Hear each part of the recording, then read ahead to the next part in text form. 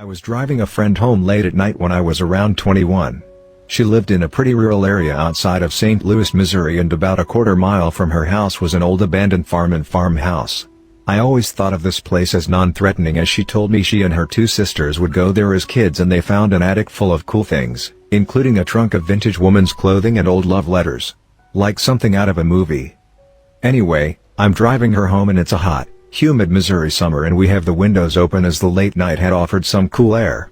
We are also singing at the top of our lungs. We pass the abandoned farm and I drop her off at her house.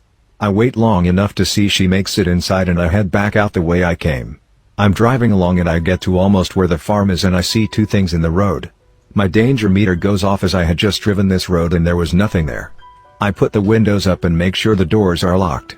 I get closer and I realize the items are two car batteries, spaced out in the road, which was basically a one-lane road, in a way that I would have to get out and move them to drive on the road.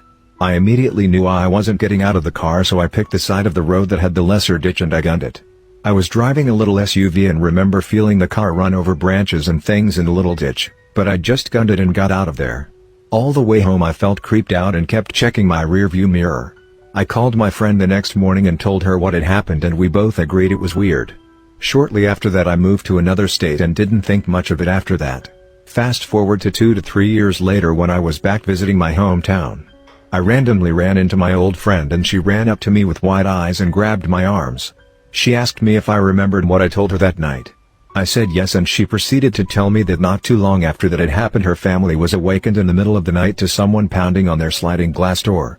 Her dad went to check and saw two naked, injured women and let them in and called 911. They had been abducted from St. Louis City about 40 minutes away, by two men and brought to the old, abandoned farmhouse where the men tortured and raped them. The women somehow managed to get free and ran to the only light they could see, the light over my friend's garage. They survived, but the men were never caught. There was evidence the men had been going there for a while.